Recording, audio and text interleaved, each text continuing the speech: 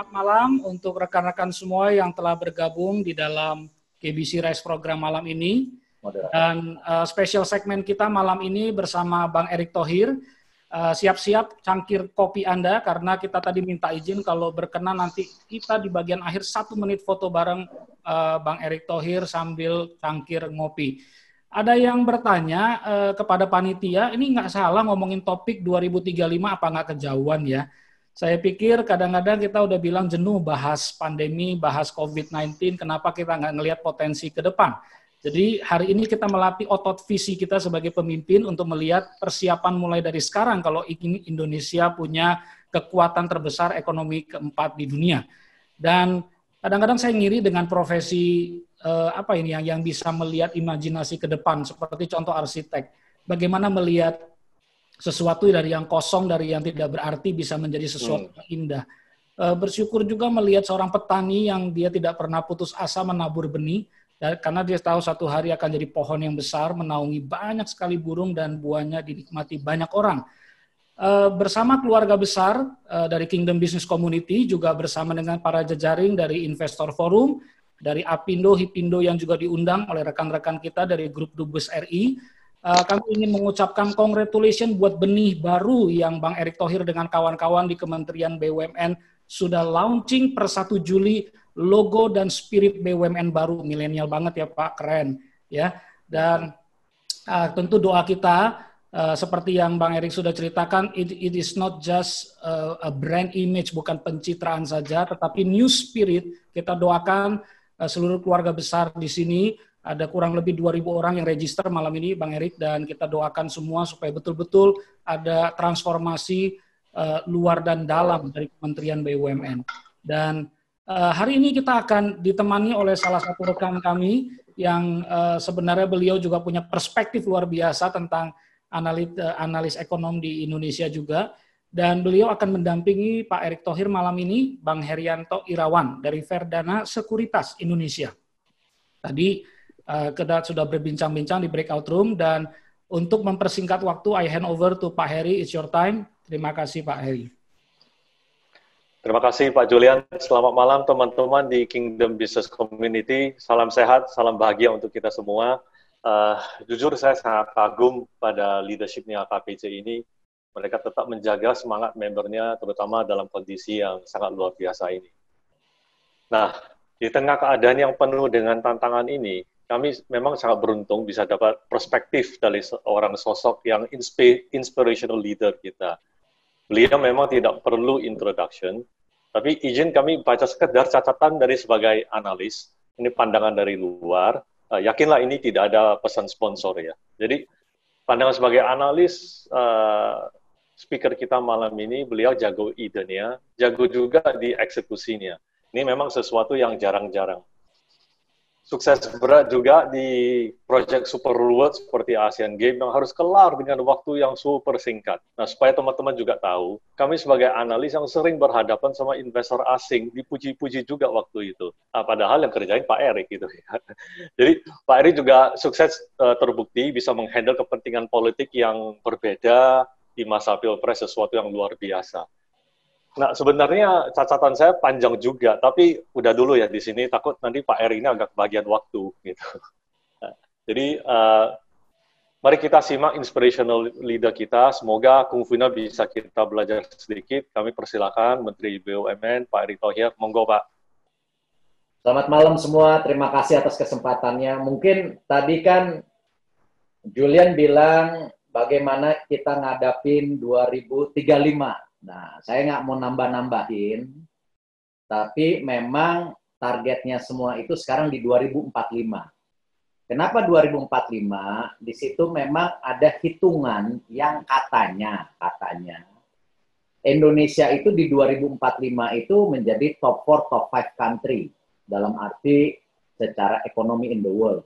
Nah, dan ini kan beberapa lembaga internasional yang sudah menilai ini. Nah, tetapi mungkin sebelum saya cerita mengenai BUMN sendiri, mungkin apa sih yang terjadi di 2045? Next slide. Nah, ini mungkin sesuatu yang akan terjadi di megatrend yang baru, di mana kelas menengah di 2045 akan meningkat. Dan tentu dilihat dari populasi, tentu negara Asia dan tentu Amerika Latin. Lalu juga yang menarik ini, persaingan sumber daya alam. Kenapa? Karena memang suka tidak suka, seperti yang ada di Indonesia, si sumber daya alam ini menjadi salah satu kekuatan sendiri. Dan kalau kita lihat sekarang misalnya, sekarang berlomba-lomba bicara mengenai EV battery. 70%-nya bahan bakunya ada di Indonesia. Apa yang namanya nikel, apa yang namanya boksit, apa namanya bahan-bahan lain itu di sini. Dan yang menarik buat Indonesia sendiri, banyak pengamat bilang kita punya potensi yang luar biasa. Karena di poin nomor 1 tadi, bahwa kita punya market yang cukup besar. Jadi ini ada dua kekuatan yang kita bisa lihat di dua ini. Satu, market yang besar. Kedua, punya sumber daya alam yang luar biasa. Nah, memang hambatannya apa buat Indonesia? Salah satunya tentu di teknologi. Bagaimana bisa nggak kita percepatan daripada teknologi sendiri untuk speed up daripada kita transformasi daripada era digital ini. Dan tentu yang lainnya sendiri yang menjadi catatan logistik. Bisa nggak logistik di Indonesia ini menjadi very kompetitif? Ya, karena kita tahu salah satu kekurangan di Indonesia logistik kita itu dianggap mahal. Dari pelabuhan satu ke pelabuhan yang satu di-charge. Di sini izin suruh charge. Di sini izin disuruh charge. Nah, ini yang saya rasa menjadi pemikiran yang ada di pemerintahan sekarang, bagaimana kedua hal ini kita akan lakukan. Contoh kemarin yang dilakukan di Batang. Ya, di Batang itu tidak lain bagaimana kita sekarang menyiapkan lahan 4.000 hektar untuk mengantisipasi perpindahan investasi yang keluar dari Cina. Dari beberapa negara seperti tentu Jepang, Korea, bahkan Amerika. Dan ini bagus sekali buat kita, kenapa? Ini bagian pembukaan lapangan kerja yang kita harus lakukan. Bahkan kita akan bikin terobosan di Batang nanti. Bahwa kita akan membuat klaster-klaster sendiri. Jadi investasi yang teknologi tinggi itu akan dapat kompensasi yang lebih besar daripada misalnya, mohon maaf, industri sepatu. Nah, lahannya pun nanti di Batang free. Kita akan ada yang namanya surcharge aja. Jadi supaya kita kompetitif juga dengan negara-negara seperti Vietnam. Nah, yang lainnya juga yang kita lihat di 2045 megatrend, tentu ada yang namanya perubahan iklim. Ada juga perubahan geopolitik.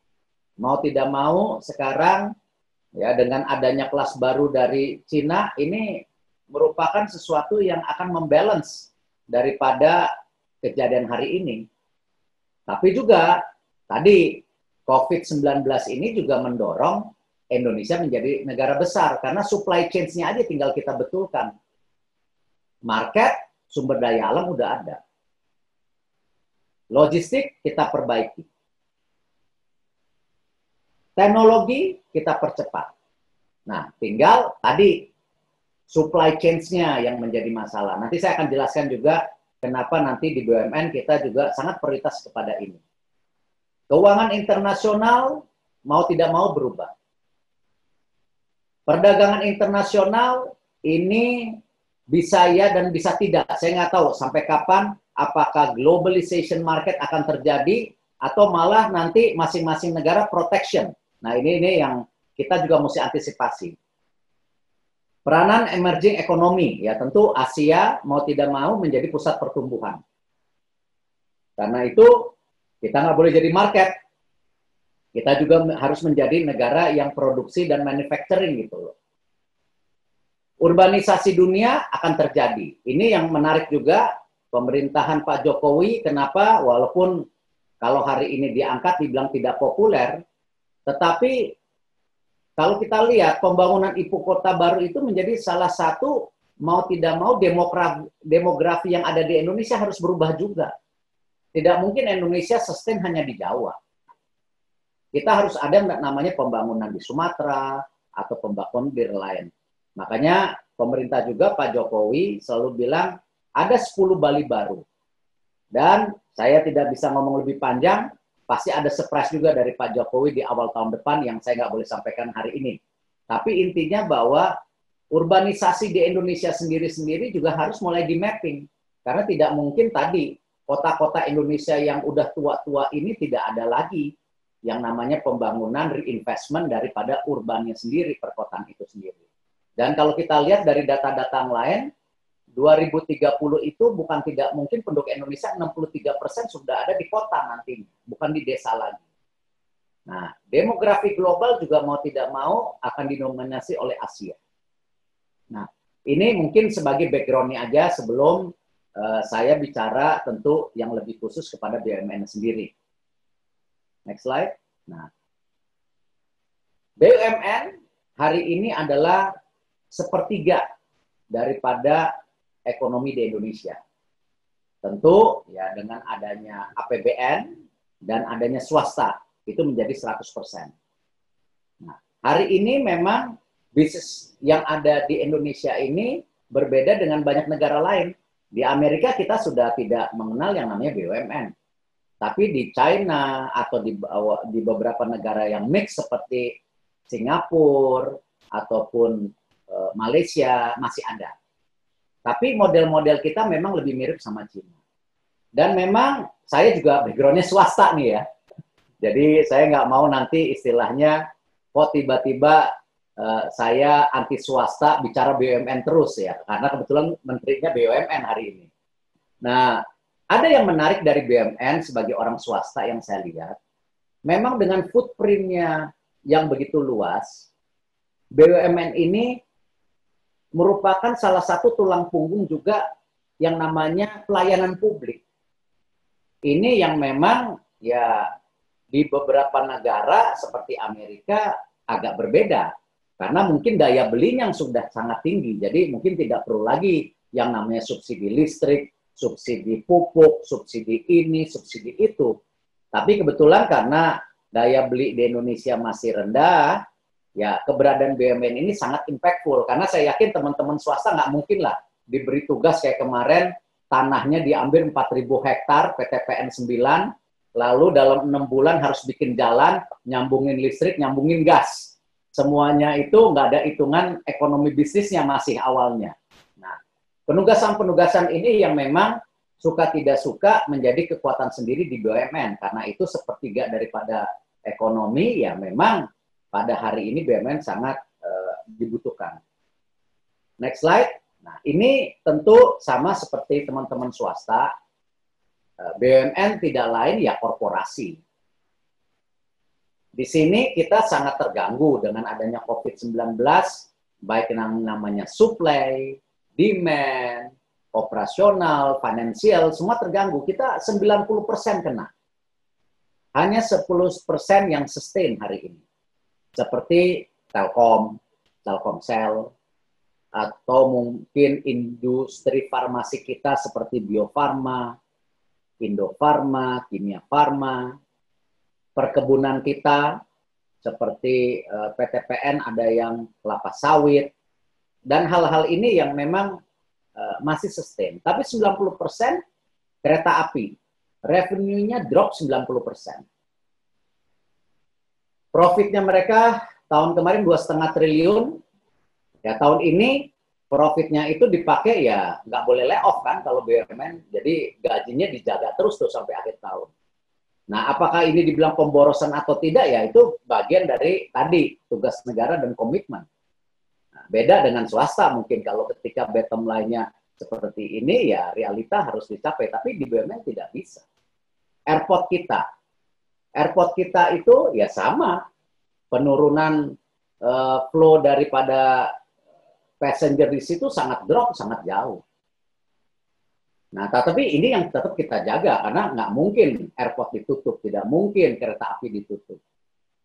Sama juga yang sedang seru diomongin, Garuda. Nah, Garuda ini unik. Karena kenapa? Kalau kita tutup sekarang, monopoli. Saya bukan anti Lion Air ya, mohon maaf. Tapi kalau ini cuma satu-satunya, akhirnya jadi monopoli. Kemarin aja, sebelum saya jadi menteri, itu udah ribut-ribut harga tiket yang mahal. Karena oligopoli.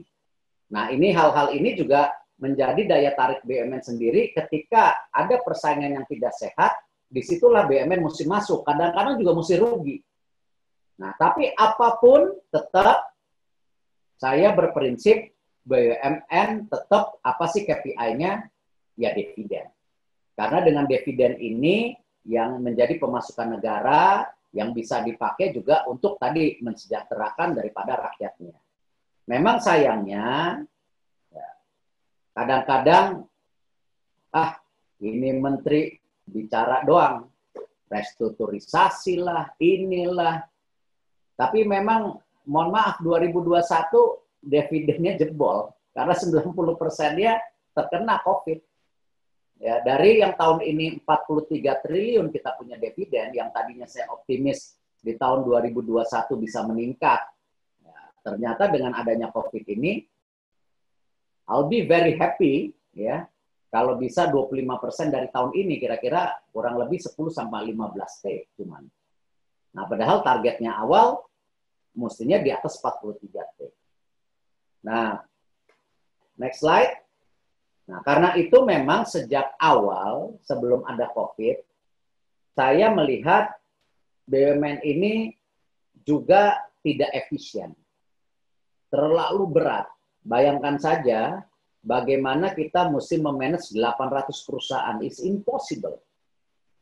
Nah, karena itu saya tidak segan-segan juga mengangkat komisaris-komisaris yang di market kredibel seperti Pak Agus Marto, Pak Khatib Basri, Pak Chandra Hamzah, atau banyak-banyak figur-figur yang lain yang sekarang bergabung. Nah, di direksinya juga kita coba mix antara yang dari dalam sama dari luar. Banyak sekali sekarang beberapa direksi yang kita angkat dari luar. Ya mudah-mudahan teman-teman di market masih percaya sama saya. Kemarin dari Bukalapak gabung ke Telkom, dari Peti, kemarin dari MAP, gabung ke Sarinah. Nah, banyak lagi profesional-profesional ini yang akan gabung lah. Karena kenapa? Karena tadi saya bisa yakinkan mereka ini akan ada perubahan besar-besarkan yang ada di BUMN. Karena memang 68% harus dikonsolidasikan.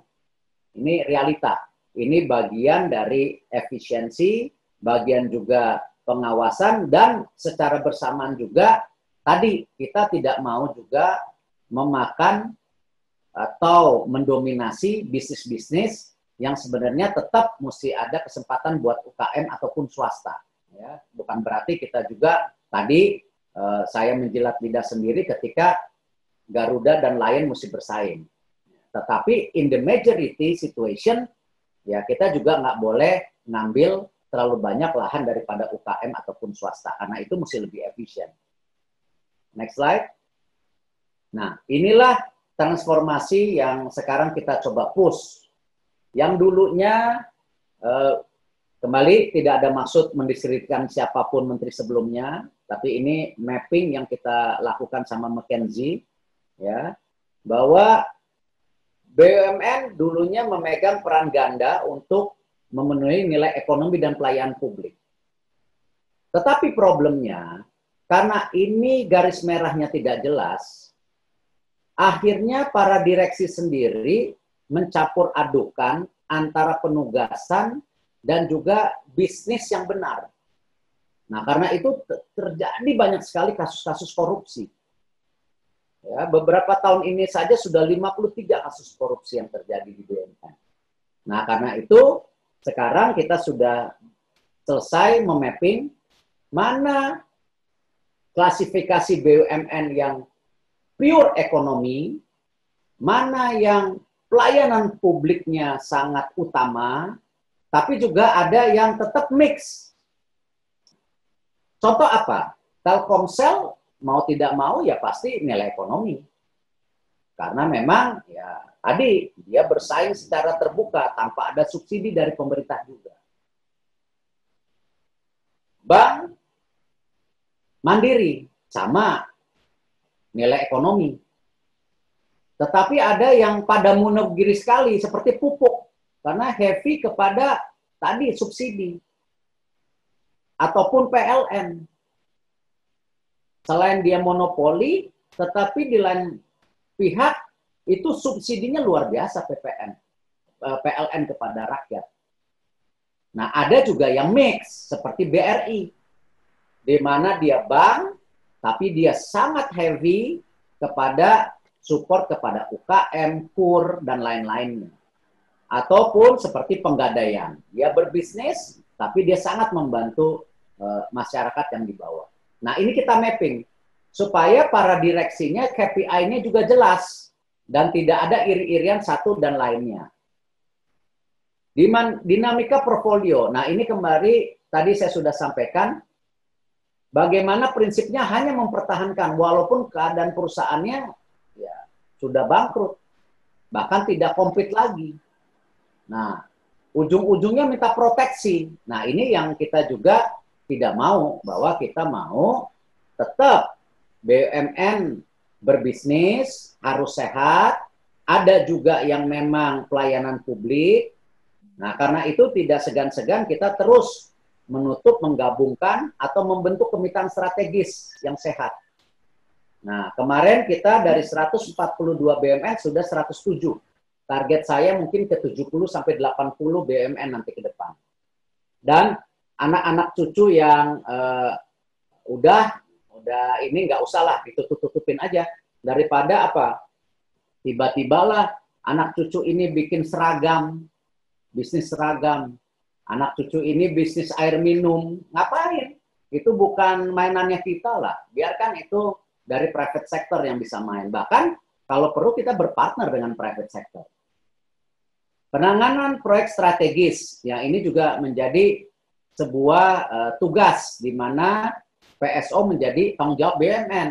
Nah, karena ini juga banyak membuat BUMN juga tidak sehat.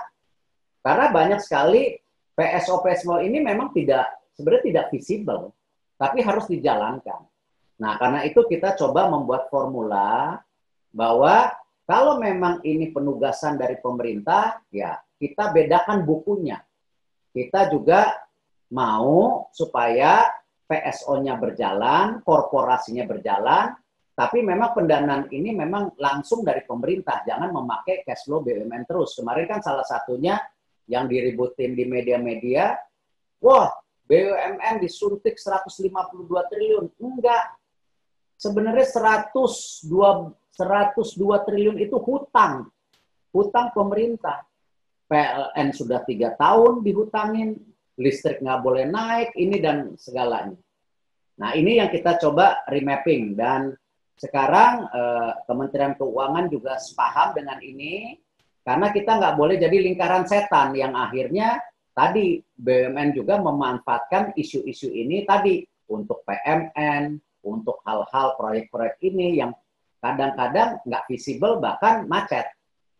Pembangunan ekosistem ini yang kita utamakan. Kita tidak mau ya menutup mata, sinergi BUMN tetap jalan, tapi bukan memonopoli. Bahkan mematikan daripada UKM ataupun pengusaha daerah atau swasta. Tender di antara BUMN bisa penunjukan langsung. Ya, tapi barangnya barang swasta. Kemarin kan terjadi di Angkasa Pura. Perusahaan titik-titik BUMN ikut tender, barangnya bukan barang dia. Karena itu saya sekarang sudah mengeluarkan peraturan kementerian bahwa BUMN boleh ikut tender di skala besar, bukan skala yang di bawah 14M.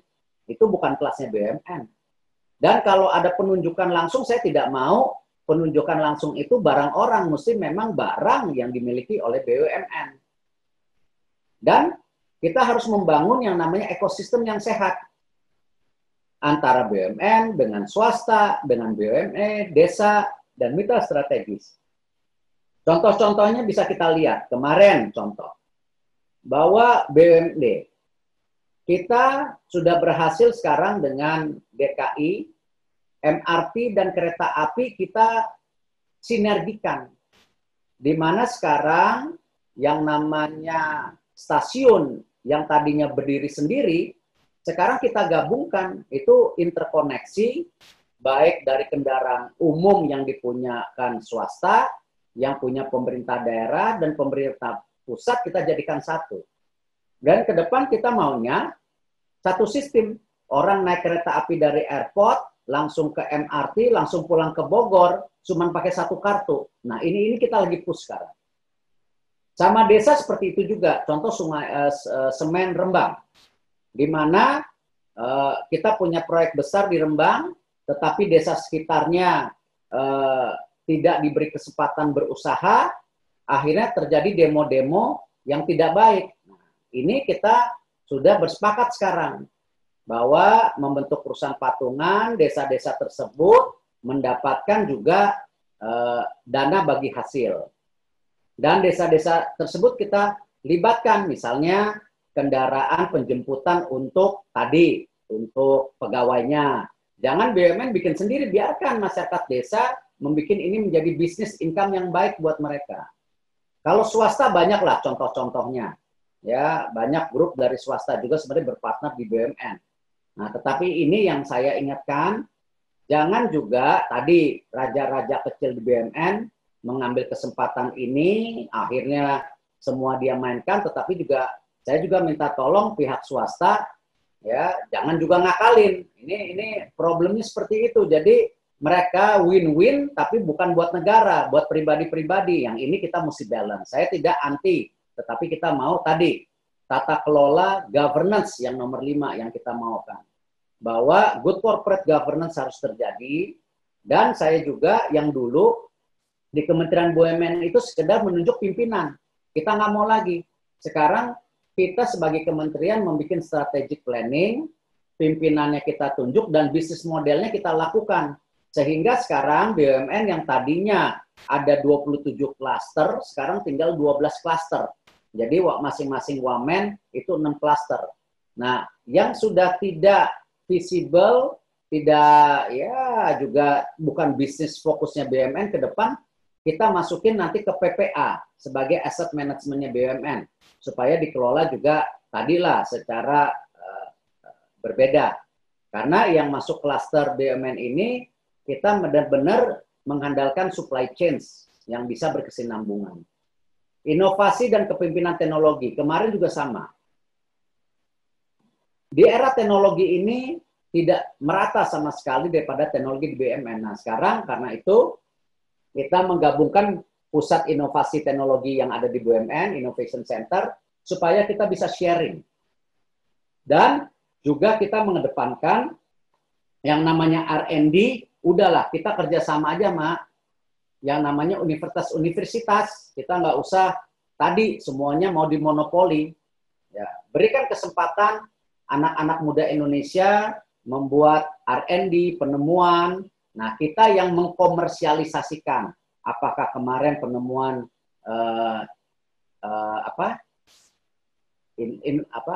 buat pernapasan,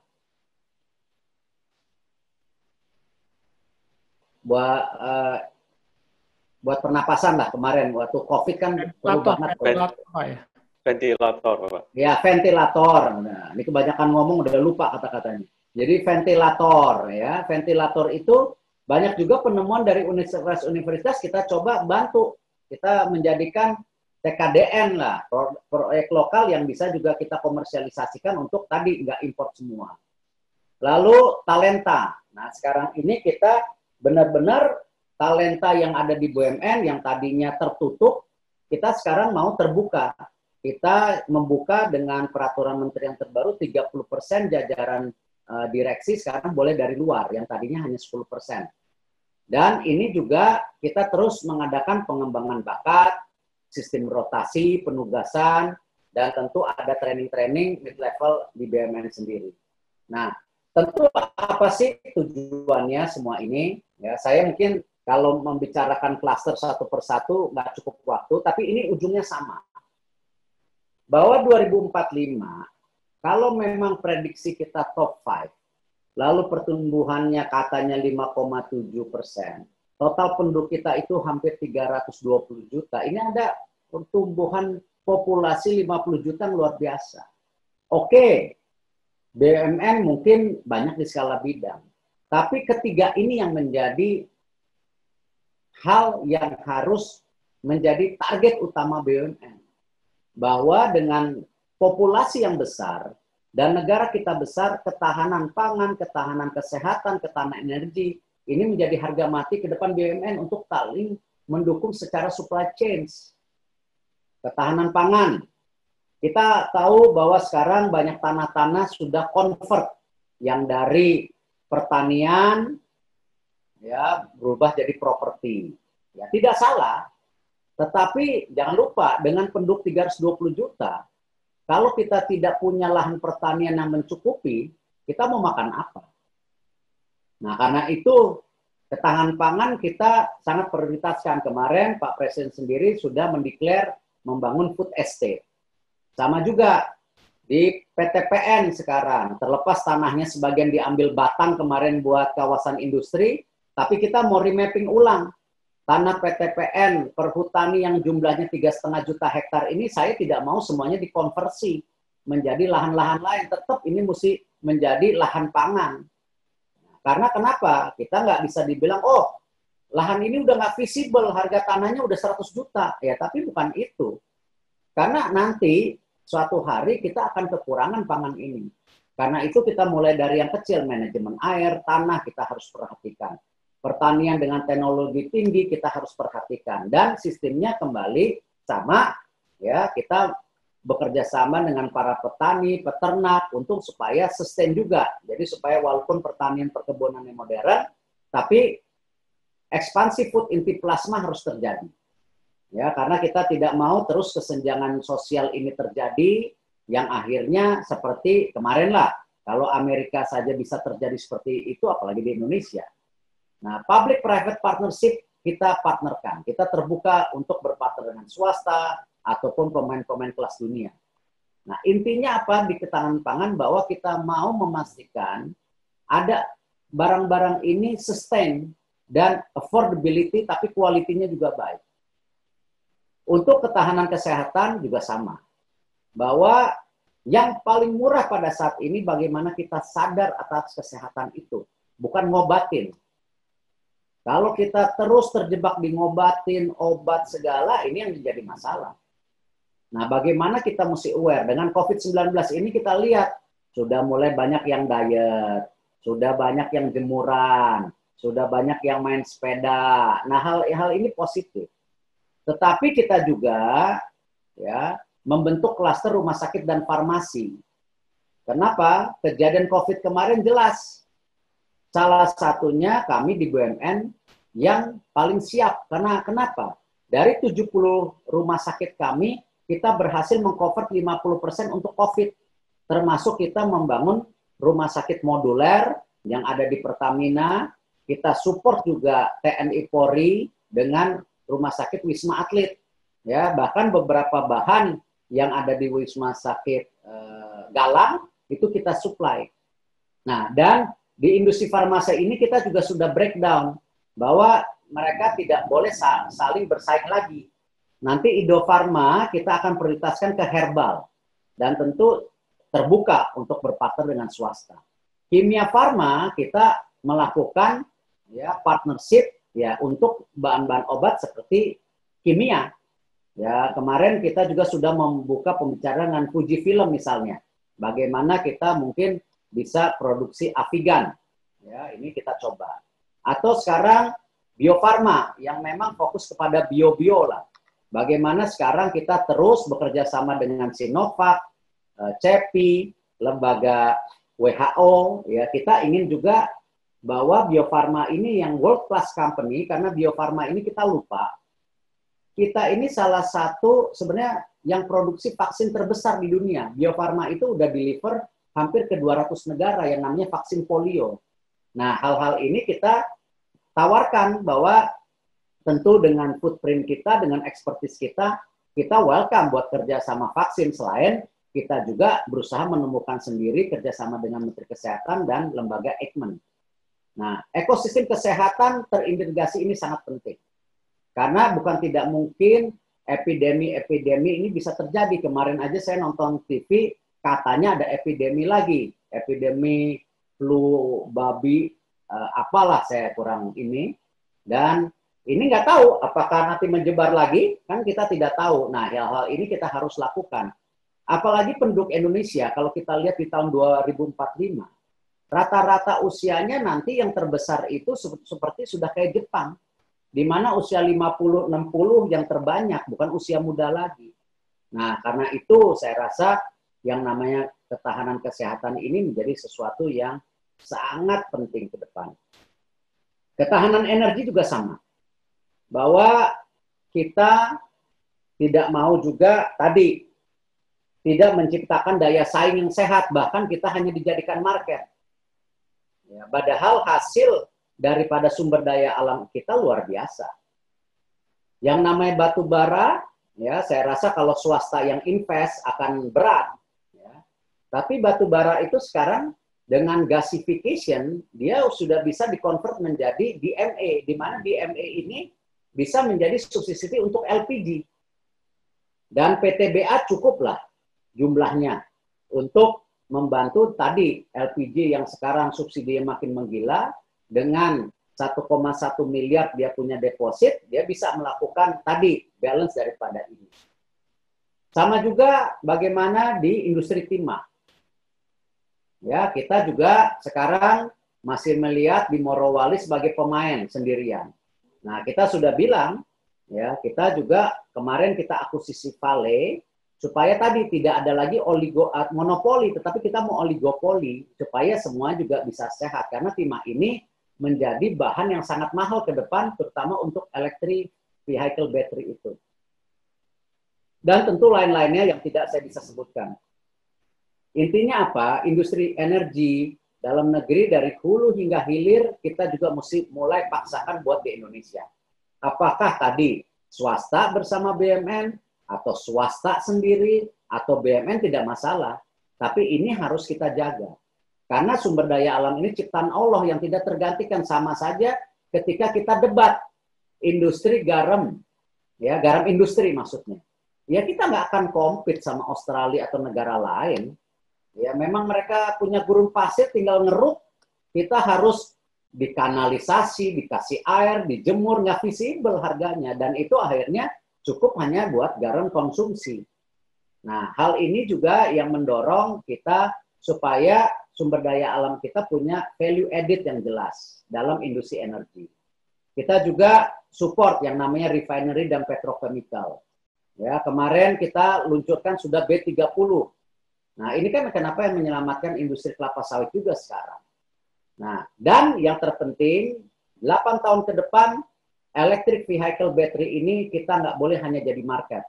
Karena itu kita membuat konsorsium yang cukup besar, di mana Telkom, PLN, Inalum, Pertamina, ya harus menjadi partner di electric vehicle battery ini, karena total investasinya hampir 18 miliar dolar.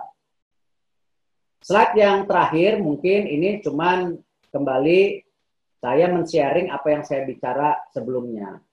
Bahwa PLN itu sekarang sudah memberikan 450 gratis VA.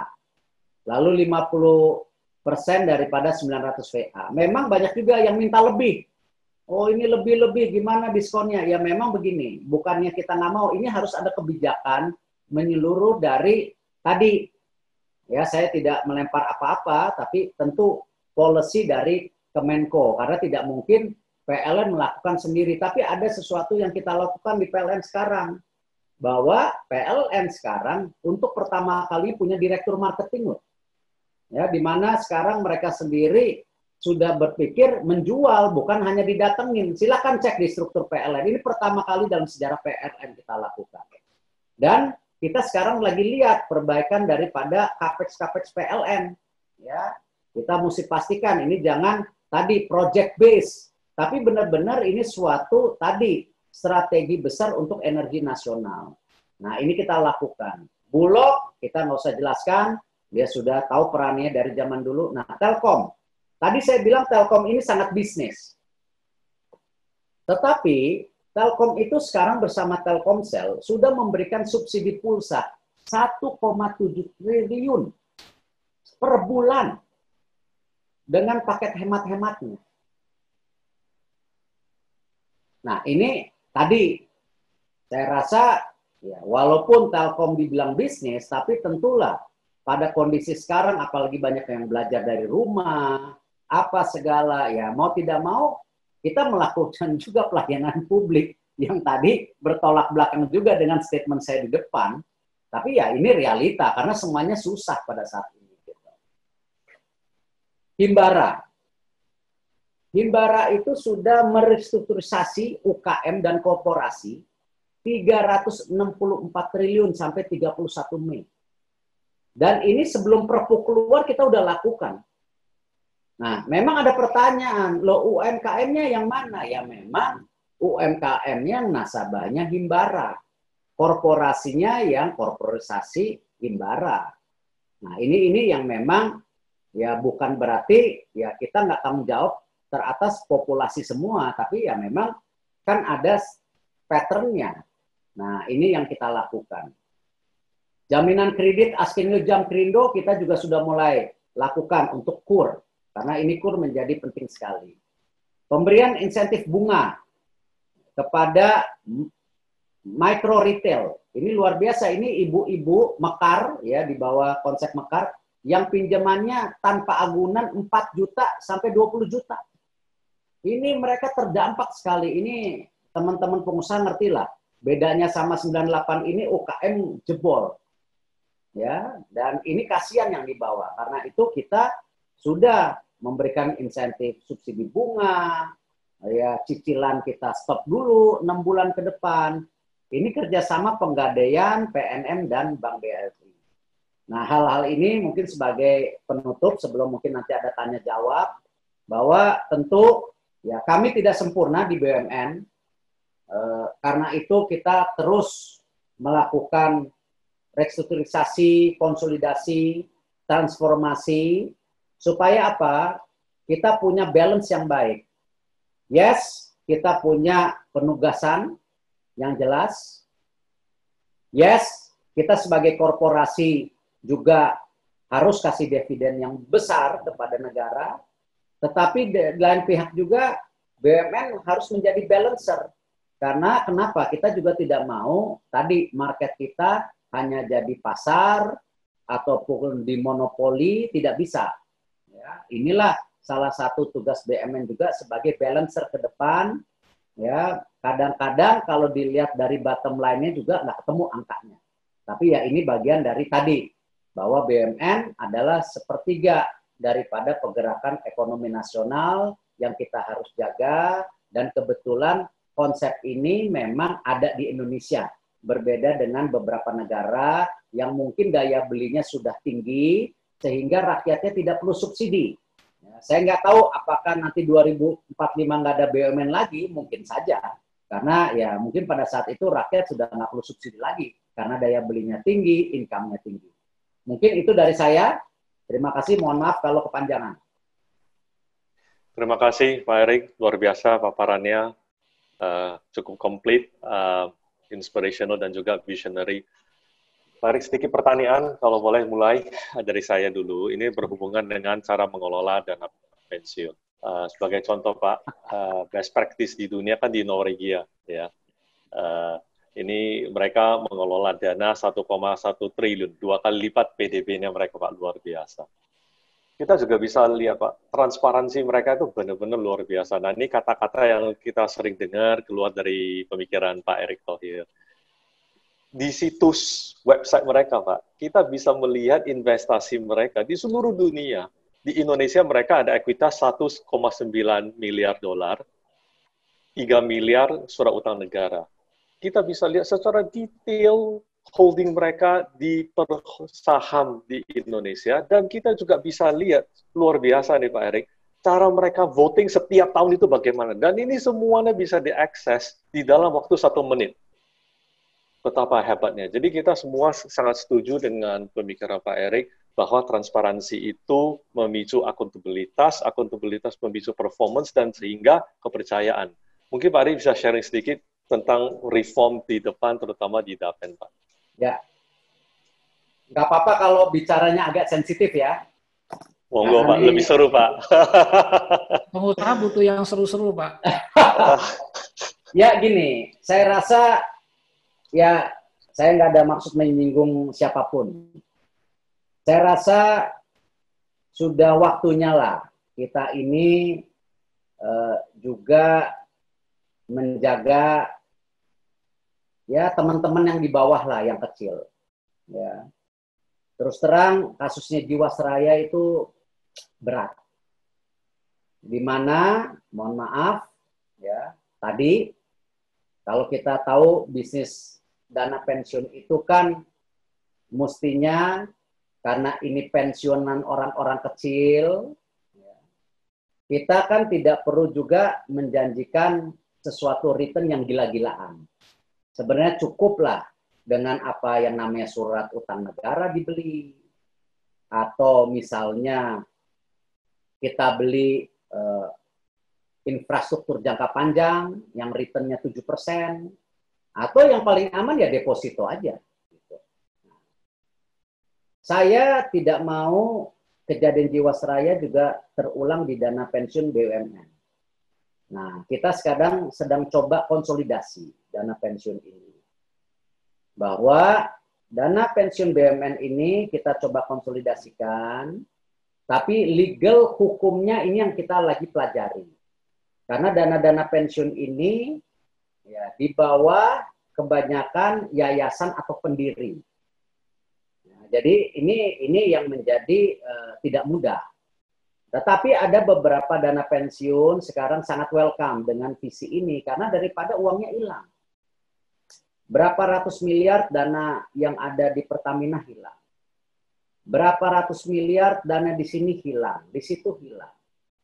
Nah, padahal ini kalau digabungkan, tidak hanya mensejahterakan tadi si para pensiunan, mensejahterakan juga manajemennya, karena bagi hasilnya jelas, tapi yang paling penting apa? Banyak sekali investasi-investasi jangka panjang yang sebenarnya bisa dibiayain dari hal ini. Nah, ini contoh, bagaimana contoh karya-karya kita, bangun jalan tol di mana-mana. Tetapi akhirnya sumber pinjamannya dari Himbara yang jangka pendek, nggak ketemu. Nah, inilah yang saya sedang perbaiki. Kenapa kemarin Direksi Karya juga saya ada penyegaran. Nah, karena memang saya mau memastikan visi mereka juga, yes, ini pembangunan infrastruktur harus jalan, tetapi tadi source of pinjamannya juga mesti dibedakan. Buktinya kemarin ITDC dapat dari Asian Infrastructure Bank itu 35 tahun, bunganya cuma 3%. Nah, kenapa selama ini harus Himbara lagi? Nah, dana pensiun juga nanti ke depan ini bisa menjadi satu kekuatan sendiri karena kalau dikumpulin saya nggak tahu tuh berapa ratus triliun, ya kan? Dan ini yang kita harus jaga bahwa tadi pensiunannya jangan dibohongin. Pengelolanya dapat bonus, tapi investasinya juga yang baik, yang fair dan transparan. Karena memang natur dari dana pensiun ini kan nggak perlu cepat-cepat returnnya. Ya, dan saya juga kembali ini mungkin kontroversi juga. Ya, kemarin kan Kejaksaan Agung sudah mulai juga berbicara mengenai manajemen investasi atau sekuritas. Tapi saya yakinin, maksud dan tujuan Pak Jaksa Agung, Pak Burhan itu sebenarnya bukan apa-apa. Bahwa ingin punya sistem. Bahwa kalau ada yang main-main ini ke depan, tadi nantinya denda, bukan semuanya pidana gitu. Saya tidak mendahului beliau, tapi ini yang terjadi juga di banyak negara. Jadi jangan sampai nanti juga ini jadi snowball yang akhirnya membuat bursa kita rusak. Dan data-data terakhir di bursa yang sangat menarik loh. Sekarang itu bursa banyak sekali yang investasi individual dan usianya di bawah 40. Coba cek. Saya baru dapat data yang buat saya menggelitik. Nah, inilah yang tadi ketika kita ada sesuatu, biasanya ada new equilibrium. Nah, mudah-mudahan tadi yang disampaikan Pak Herianto, saya sangat mendukung. Udahlah, ini eranya kita berbesih. Ya, supaya tadi Kalau kita mau jadi 2045 bagus ya, semuanya mesti juga tahan nafsu gitu. Sama-sama saling menjaga, ya kan, saling mengawasi. Dan saya berusaha dana pensiun di BUMN kita coba konsolidasi. Mungkin awalnya mungkin 3-4 dana pensiun besar, nanti pelan-pelan bisa menyeluruh lah mudah-mudahan. Dan untuk juga beberapa bank ya kita juga sedang kaji ya, bank-bank syariah kita ini nanti jadi satu semua. Kita akan coba mergerin. Insya Allah Februari tahun depan jadi satu ya, Bank Syariah Mandiri, BN ini supaya tadi ada juga opsi-opsi pendanaan bagi tentu ya yang percaya bisnis syariah. Dan kita mesti buka itu karena memang yang namanya pendanaan itu ya macam-macam kan. Ada yang mahal, ada murah, ada yang syariah, ya kita mesti welcome semuanya. Terima kasih Pak Erik yang tidak sensitif menjawab pertanyaan yang sensitif. Pak Erik, ini berhubungan dengan transformasi. Tadi Pak Erik mengatakan transformasi sumber daya alam yang menuju ke nikel baterai menurut kami memang sungguh sangat luar biasa. Tapi tentunya kalau kita bicara transformasi sumber alam, tentunya berhubungan dengan transformasi mindset juga orang-orang yang mengelola itu. Kita tadi Pak Erik juga singgung di Morowali, kita melihat di sana industri itu di dalam 5 tahun, kalau saya tidak salah, sudah bisa memproduksi biji nikel, proses nikel itu 180.000 ton dan per tahun, dan itu 6 kali lipat jagoan kita di BUMN, notabene sudah 40 tahun. Jadi di satu sisi tentunya disayangkan, tapi di sisi lain sungguh membawa harapan ke depan Pak Erik. Sebagaimana kita bisa mengganti transformasi sumber air dan juga transformasi mindset-nya. Mungkin Pak Erik bisa sharing sedikit bagaimana setting KPI-nya yang Pak Erik sering mengatakan itu, sehingga publik juga bisa mengakses, mengukur individual progress dari perusahaan-perusahaan itu. Ya, saya rasa apa yang di Morowali itu bukan sesuatu yang menurut saya perlu diperdebatkan. Itu justru contoh yang bagus. Ketika mereka bisa menggabungkan supply chains ya, tanpa punya tambang. Nah, ini yang kemarin kita tantang, saya bilang, jangan hanya ngambil Freeport, ya, punya 51%, so what? Nah, inilah kemarin Pak Oryas yang lagi populer sekarang di berita, ya. Salah satunya, saya bilang Pak Oryas, bahwa kita ngambil Freeport itu bukan hanya merah putih, kita punya 51%. Bukan itu kalau menurut saya. Justru dengan kita mendapat Freeport, kita ada yang namanya 3 hal yang kita bisa lakukan. Benchmarking yang paling gampang. Ya, benchmarking daripada cost structure, human capital, dan semuanya. Yang kedua juga tadi, bagaimana teknologi. Ketiga, bagaimana market. Nah, jadi saya tidak mau pengambil alian Freeport itu cuman merah putih saja. Tetapi after that, ya udah. Nah, ini yang kita sekarang push sekarang, baik di Antam, baik di Timah, baik di PTBA. Tadi saya sudah jelaskan PTBA ya. Salah satunya bagaimana sekarang gasification batu bara itu menjadi opsi yang harus dijalankan. Apakah tetap batu baranya buat listrik, is okay, tetapi reserve-reserve lainnya bisa dicoba. Apakah batu bara itu metanol, ataukah batu bara itu di ME, ya. Dan cari aja partner yang baik. Karena potensi daripada batu bara dari metanol dan di ME ini juga sesuatu yang perlu dipertimbangkan ke depan. Nah, sama juga tadi Antam. Ya, Antam ini saya di dalam Antam itu kan ada nikel, ada boksit, ada emas. Nah, tapi lucunya Antam itu perusahaan emas yang nggak punya emas, tak tambang emas. Nah, ini yang saya bilang tantang. ngapain kita punya 2.600 engineer di Antam, tapi nggak punya tambang. Nah, ini yang kita challenge juga. Tapi benchmarking ini supaya ada value added. Jadi, saya tidak bicara benar dan salah, tapi tadi, sumber daya alam kita luar biasa, kita harus manfaatkan dengan ini. Sama, kepada PLN juga. Ya. Kita mau ada balance yang namanya renewable energy dengan tadi energi fosil. Tapi juga saya tidak mau terjebak misalnya, kita harus dipaksakan semua jadi renewable energy 50%. Ya, kenapa ujung-ujungnya ingat loh, harga renewable energy itu masih lebih mahal dari fosil. Ketika itu nanti cost listriknya lebih mahal, manufacturing kita nggak compete. Nah, ini kita coba balance. Bukan berarti saya anti renewable energy, tetap itu mesti terjadi balance. Ya, kita mesti ada lah game-game itu. Tetapi bukan berarti langsung mematukan fosil kita, yang ternyata juga kita sudah hitung sampai 2030 tidak mungkin renewable energy kita jadi 50%. Ya, dan akhirnya lack of competitiveness kita. Ini kan kalau negara-negara maju gampang ngomongnya. Karena mereka udah duluan. Kalau kita kan ya masih mau tidak mau harus melakukan ini. Nah, mudah-mudahan ya dengan pemilihan yang tepat, Direktur Utama PLN itu Pak Zul, saya sangat percaya dia bankers bersih, komutnya juga Pak Amin, bekas KPK.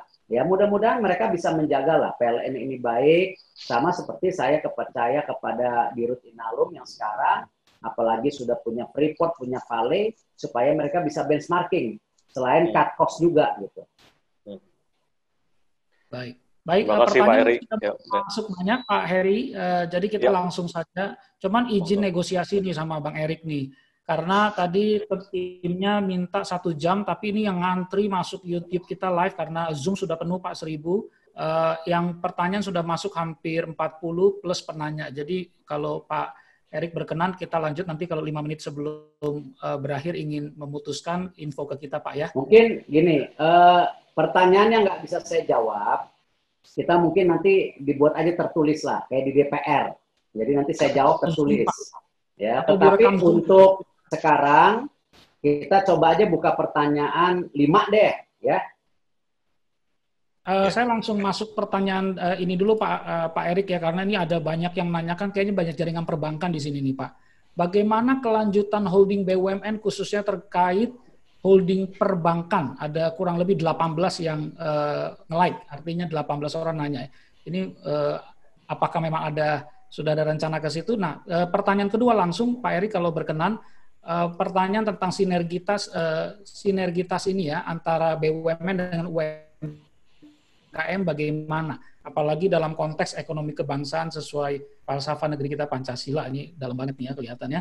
Tetapi kita akan minta langsung pemaparan dari Bang Erik, silakan. Ya, saya rasa untuk perbankan kemarin kan memang awalnya ada pemikiran untuk diholdingisasi, tetapi mungkin ya ini belum menjadi keputusan, tapi saya berpikirnya berbeda. Saya justru berharap para bank-bank yang himbara ini bersaing dengan sehat, tetapi punya market yang jelas.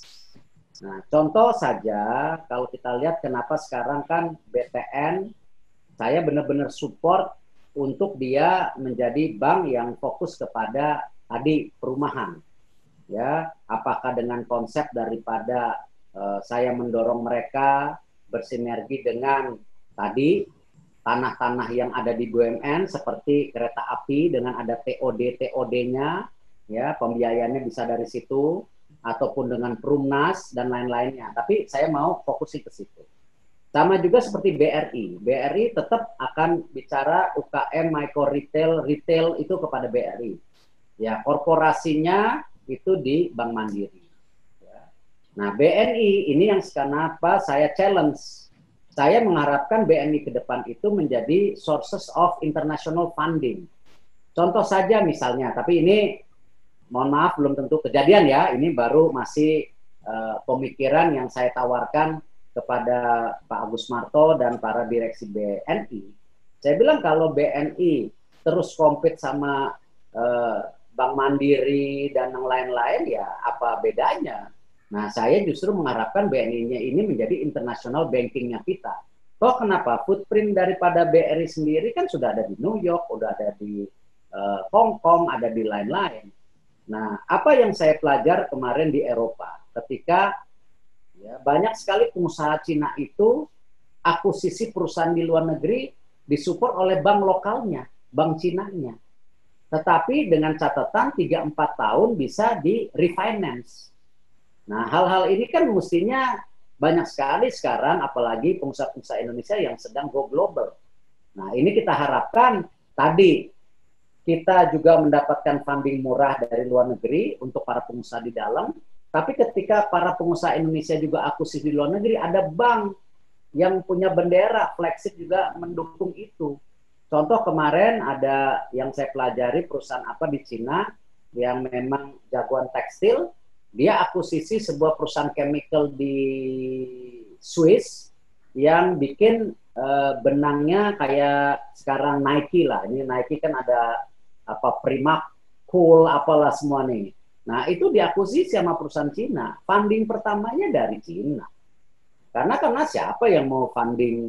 Tapi dalam 3 tahun di refinancing itu yang saya rasa brilian. Kenapa? Uangnya balik lagi, ya asetnya di Eropa, ya yang dipakai uang Eropa lagi, padahal buat perusahaan Cina. Nah, hal-hal ini kita pengen lakukan. Nah, sama juga kenapa saya juga mau merjain syariah, supaya tadi ada alternatif juga. Kenapa jangan sampai Indonesia yang penduduk muslimnya terbesar nggak punya fasilitas itu.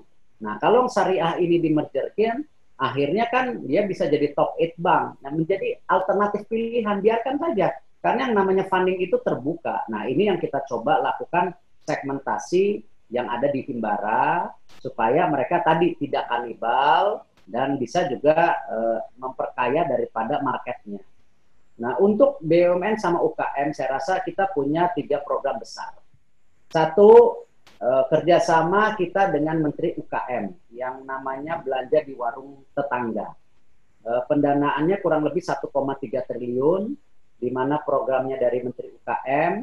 Nah, di situ nanti BUMN bersinergi untuk logistik dan pengadaan 3 macam jenis minyak goreng, gula dan beras.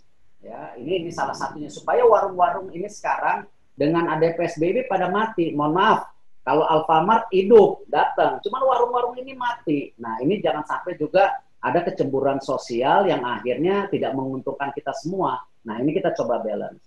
Program lainnya yang UKM kita lakukan, bagaimana Sarinah kita rubah. Ya, Sarinah itu nanti kita mau lebih friendly sama brand lokal, ya Sarinah. Apakah food court-nya, lalu juga di situ kita ada yang namanya duty free shop untuk tarik turis. Ya, karena kan walaupun gimana, kalau kita mau coba sesuatu itu ada 2 tren. Satu tren turis yang datang sama tren anak muda. Bahkan gedung Sarinah itu nanti kita prioritaskan untuk startup di atasnya. Nah, untuk di lantai lainnya kita masukkan UKM yang dikurator oleh BRI, yang bekerja sama dengan Menteri Pariwisata Parekraf. Nah, di situ juga para UKM ini kita kasih funding, tapi juga di kurator, tapi juga ada coachingnya di Sarinah itu nanti. Bahkan ada tradingnya, di situ ada trading place yang kita lakukan supaya tadi jangan sampai apa yang sudah dilakukan selama ini gagal. Nah, kita mau coba, ini tantangan tersendiri buat saya tentunya. Selain ini Sarinah ya dari founding father Pak Soekarno, tetapi di lain pihak ya memang ya kita juga mesti adalah keberdayaan kepada UKM. Untuk BUMN secara langsung, saya punya program yang namanya Padi UMKM. Mungkin slide-nya ada ya. Nah, Padi UMKM ini kita akan launching tanggal 17 Agustus. Ya, di mana dari 27 sub pekerjaan itu kita fokus 8 dulu. Di 8 itu ada yang namanya catering, pengadaan kue, ada yang pengadaan furniture, lain-lain lah. Nah, tapi 8 jenis dulu. Kita nggak mau terlalu lebar karena kita takut gagal. Dan ini kita prioritaskan ke UMKM. Nilai transaksinya 200 juta sampai 14 miliar. Dan siapa yang menang pun nanti difunding oleh BRI. Nah, Penggadaian juga support fundingnya. 8 BUMN yang sudah ikut hari ini di sini. Ada Pertamina, ada Telkom, ada PLN, ada PP, Wijaya Karya, ini udah masuk ke sini. Tapi saya mau mulai dari yang kecil dulu. 8 produk dan 8 BUMN.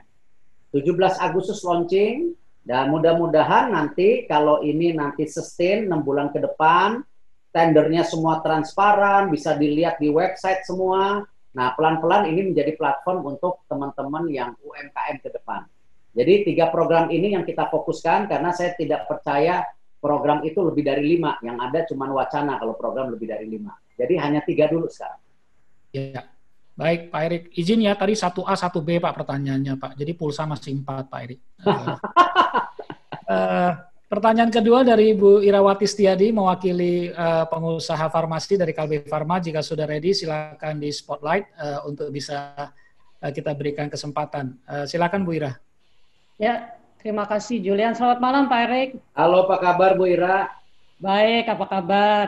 Baik. Pak, menarik itu mengenai ekosistem kesehatan terintegrasi. Saya tahu memang banyak rumah sakit dan farmasi-farmasi di BUMN. Bisa dielaborate Pak mengenai ekosistem kesehatan yang terintegrasi? Ya, ini bukan maksud saingan sama Bu Ira ya, slide-nya ada. Jadi kan selama ini kita tahu yang namanya bahan baku obat, alat kesehatan 90% import, Ibu. Nah, tidak salah, tapi kita mulai mesti membangun. Nah, tentu saya kebetulan sebagai BUMN, kita fokus di BUMN-nya dulu. Yang selama ini BUMN, kanibal satu dan lainnya, sekarang saya pecah segmentasinya. Saya lagi coba siapin slide-nya yang sebelum dan sesudah. Nah, tetapi intinya bahwa kami di BUMN sangat tadi ingin ada perubahan signifikan di industri kesehatan di Indonesia. Karena tadi saya sudah sampaikan, market kita besar, apalagi kalau kita melihat 20-30 tahun lain yang namanya usia ya yang kayak kita sekarang, ya mungkin lebih muda lagi. Nah, itu akan menjadi mayoritas daripada jumlah daripada penduduknya. Nah, memang tadi ya BUMN kita sedang kerja keras melakukan ini. Nah, kalau kita lihat sekarang klaster daripada kesehatan BUMN seperti ini, amburadul. Jadi R&D, manufacturing, semua compete each other. Nah, sekarang yang kita bongkar dengan kesepakatan konsolidasi kemarin, next slide. Bukan ikutin KB Pharma ya, Bu. Jadi kita mau R&D-nya kita serahkan sekarang ke universitas. Kita mau kerjasama dengan universitas, lalu juga kita contoh tadi saya sudah sempat jelaskan, yang namanya Indofarma akan lebih fokus ke herbal, Kimia Farma akan fokus ke chemical, yang namanya Bio Farma akan fokus ke vaksin, stem cell, dan lain-lain. Bahkan tadi kita sudah breakdown mengenai alat kesehatan yang nanti juga didukung oleh industri pertahanan kita. Seperti ventilator, lain-lain kita cobalah produk dalam negeri. Distribusinya kita sudah punya BGR, ya ini akan kita fokuskan ke BGR. Retailnya akan ke Kimia Farma. Tentu rumah sakit, alhamdulillah kemarin kita sudah konsolidasi. Kita sekarang punya 70 rumah sakit yang supaya bisa lebih baik lah dalam arti kualitasnya. Nah, dan ini juga lab itu akan kita gabungkan.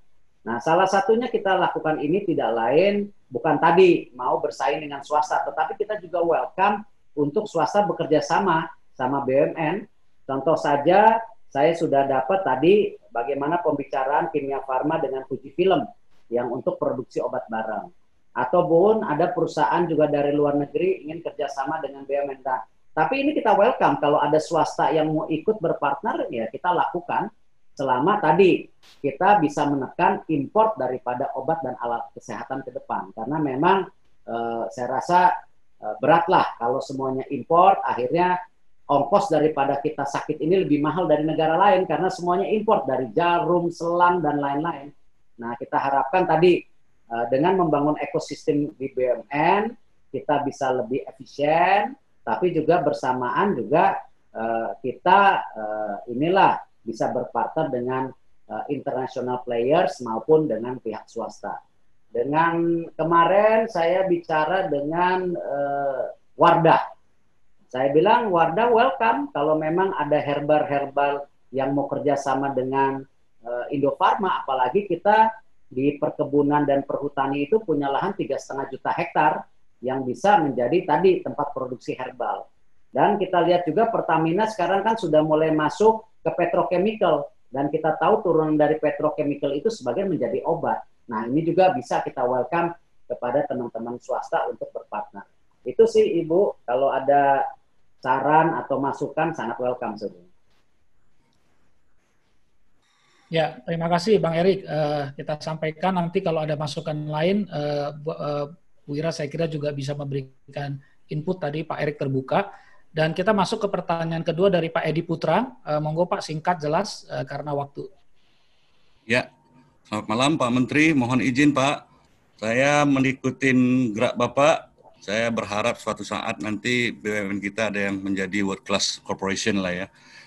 Itu yang saya melihat langkah Bapak, yang saya baca Bapak melakukan sinergi swasta dengan BUMN, pariwisata yang saya gelutin selama ini memang kelihatan memang perlu Pak. Nah BUMN selama ini kan memang masuk ke dalam pionir umumnya, tapi ketika swasta sudah masuk, BUMN harusnya minggir. Misalnya saya ambil kertas, tapi masih banyak itu yang masih bercokol gitu Pak. Itu salah satunya. Kemudian sebagai pendorong, kemudian sebagai revenue collector lah, revenue.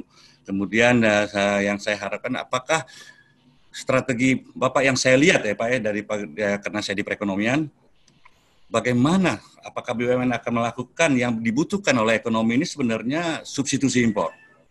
Kemudian bahan baku. Nah, Bapak seperti Bapak tahu banyak kali perilaku terutama multinational corporation ini tidak mau melepas ketergantungan pada prinsipal. Nah, apakah strategi BUMN ini akan masuk ke sana gitu Pak? Itu satu Pak, substitusi impor, kemudian bahan baku. Substitusi impor ini saya ingat di farmasi, kemudian saya pernah menyiapkan impresnya itu, salah satunya adalah membuat garam industri yang 99% NaCl, N97. Kimia Farma itu mampu membuat 99% garam farmasi. Artinya ada teknologi dan expertise di BUMN kita. Nah, begitu juga dengan bahan baku. Seumur hidup kita tergantung slag, tergantung ingot. Nah, itu strateginya. Apakah mungkin nanti strategi Bapak adalah misalnya mengakuisisi manufacturer yang mensuplai bahan baku kita yang di luar, atau menguasailah manufacturer yang kebetulan sekarang mungkin harganya banyak yang murah, BUMN kita masuk. Yang ketiga adalah kelemahan saya adalah di logistik. Logistik sangat banyak BUMN, mulai dari Pelni sampai BGR sampai dengan PT POS. Sebenarnya ini sinergi. Nah, kelemahan daripada di kita ini adalah konektivitas. Nah, apakah nanti ada strategi Bapak? Saya hanya pengen tahu aja Pak. Kemudian mengenai ketahanan pangan Pak, pengalaman saya 10 tahun memimpin pupuk nasional, saya ngelihat subsidi besar 30T setiap tahun itu tidak mendukung ke petani, larinya adalah ke gas. Ke gas benar Pak, jadi nilai tukar petaninya nggak banyak, per tahun paling tumbuh 0,4 lah. Saya berpikir ketergantungan itu, apakah tidak, karena selama ini kita hanya mendorong kepada urea, nitrogen, gas mahal. Policy kita meng-obstacle, tidak bisa kita mengimpor gas dengan leluasa. Nah, misalnya saya pikir kenapa kita nggak pindah aja satu, misalnya BUMN kita ke Oman, ke Jordan untuk menghasilkan NPK, karena P-nya ada di sana, Tuhan nggak kasih kita P. Fosfat, Tuhan nggak kasih kita kalium, Tuhan ngasih kita nitrogen. Kita punya expertise gitu. Nah, kita pindah keluar, maksud saya Pak, begitu. Yang ketiga adalah yang kelemahan UMKM yang selama ini saya lihat, kemudian pernah saya sama Pak Darmin dulu kan, membuat agregator ekspor untuk UMKM. UMKM kita nggak mungkin dia bisa go internasional sendiri-sendiri umumnya Pak ya. Nah, saya berharap banyak kepada Bapak yang saya pikir, wah ini kesempatan ini supaya BUMN ini bisa world class, benar-benar menjadi pendorong, artinya mendorong ekonomi, revenue, termasuk tadi ya pionir itu. Nah, saya ingin mengharapkan apakah Bapak berpikir juga seperti itu, sepakat, karena saya dengar Bapak melakukan seperti itu. Nah, saya berharap mungkin selama Bapak ini kesempatan bagi ekonomi Indonesia untuk terutama tadi saya bilang ketergantungan substitusi impor, ketergantungan bahan baku, yang ketiga adalah mengenai agregator ekspor, yang keempat ketahanan pangan. Jadi kalau bicara ketahanan pangan yang nyawanya adalah pupuk, sedangkan kita sangat tergantung dengan gasifikasi dari batu bara cukup mahal. Nah, mungkin satu-satunya jalan adalah investment outflows, BUMN melakukan penjajahan keluar, kerjasama BUMN, swasta, sama perusahaan yang di luar.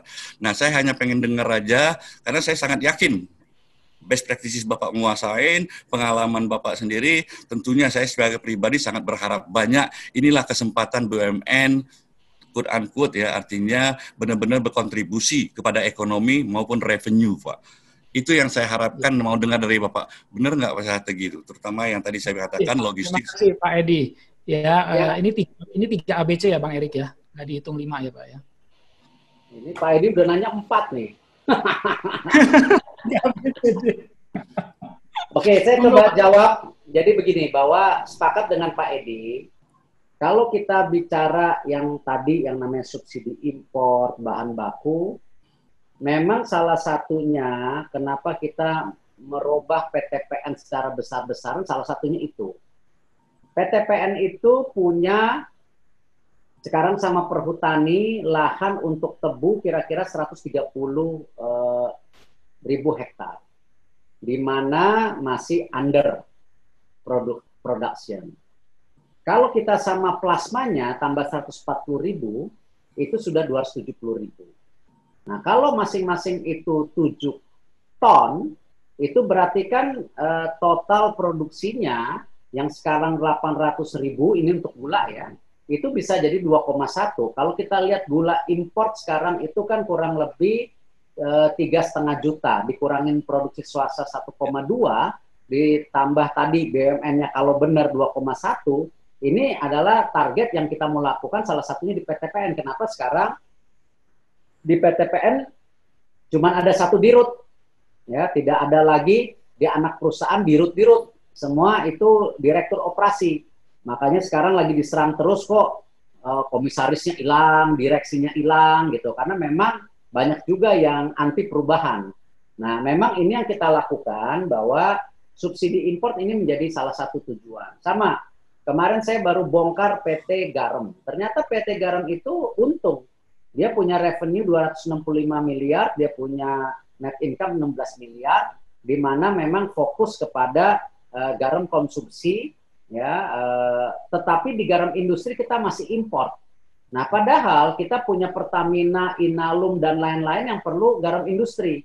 Yeah. Nah, salah satunya yang kemarin kita challenge kepada PT Garam, akuisisi dong, ya, perusahaan garam di luar negeri yang memang tadi kita tidak bisa, ya ini udah rahasia alam, memang nggak bisa diganti. Nah, inilah kenapa tadi juga dari awal saya bicara supply chains. Supply chains ini penting, karena kenapa? Kita punya 2 kekuatan, ya tadi sumber market yang besar dan sumber daya alam, ini yang menjadi kekuatan. Tetapi lemah di logistik dan di teknologi, termasuk bagaimana supply chains-nya. Nah, jadi setuju Pak, subsidi import bahan baku memang ke arah sana kita.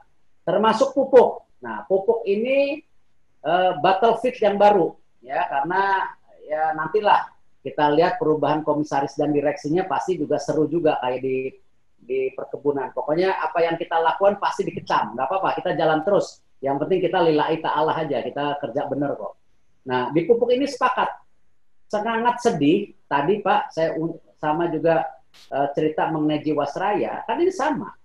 Kita itu subsidi pupuk buat petani, yang dapat korporasi. Nah, bagaimana sekarang kesenjangan sosial ini gap-nya akan terus lebar. Yang akhirnya tadi kita nggak mau ada yang namanya social unrest.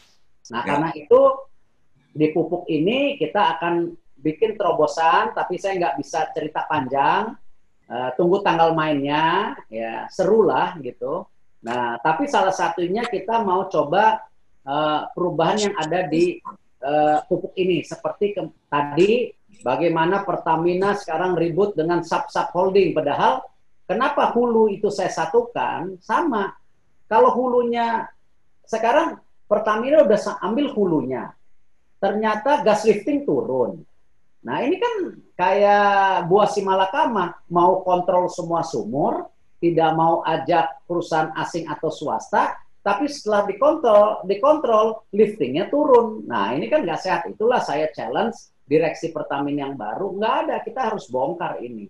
Nah salah satunya hulu digabungkan, tidak lain, supaya kalau hulu digabungkan, ada yang namanya sharing teknologi, ada yang sharing knowledge, juga yang namanya sharing procurement, supaya tadi bisa ada sama. Nah, ini yang kita lakukan.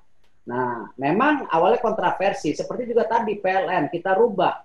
Sekarang tiba-tiba ada direktur marketing, ya sama, karena ini pola pikir yang kita harus bongkar. Jadi, bukan hanya kita ganti logo atau slogan atau core value-nya akhlak, bukan. Tapi bagaimana benar-benar harus sesuatu yang kita bisa implementasi. Nah, pupuk menjadi battlefield yang lain, Pak. Nanti kita tunggu 1 bulan ini. Nanti Pak Edi coba lihat nanti info-info ke saya. Dan tentu tadi sama kita bicara Krakatau Steel. Kenapa Krakatau Steel itu restructure total hutangnya? Karena kita mau bersihkan.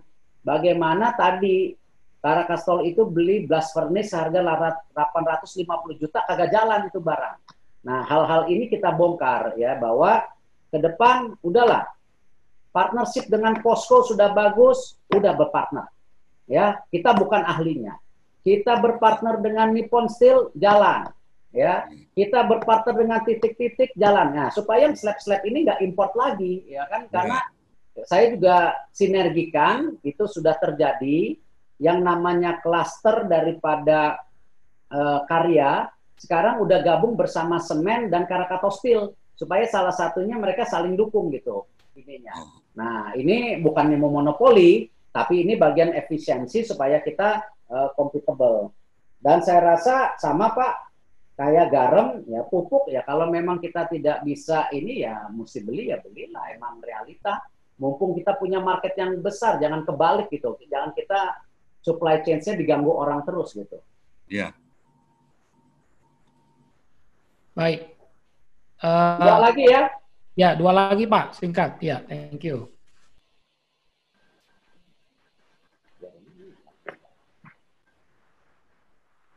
Halo, selamat malam Pak Erik. Saya Grace Natali. Saya pernah kerja nih sama Pak Erik. Dan saya saksi lah ya, menyaksikan bagaimana Pak Erik itu dari dulu orangnya profesional dan juga punya integritas. Dan saya terus terang bingung lihat Pak Erik sekarang nih berkecimpung di sektor publik yang sebenarnya meninggalkan zona nyaman Pak Erik banget. Jadi semangat buat Pak Erik, pasti ada banyak orang-orang yang mungkin nggak happy karena zona nyamannya diganggu sama Pak Erik. Jadi kalau saya melihat Pak Erik masih on the track, dan saya percaya Pak Erik sedang berjuang lah untuk merestrukturisasi BUMN.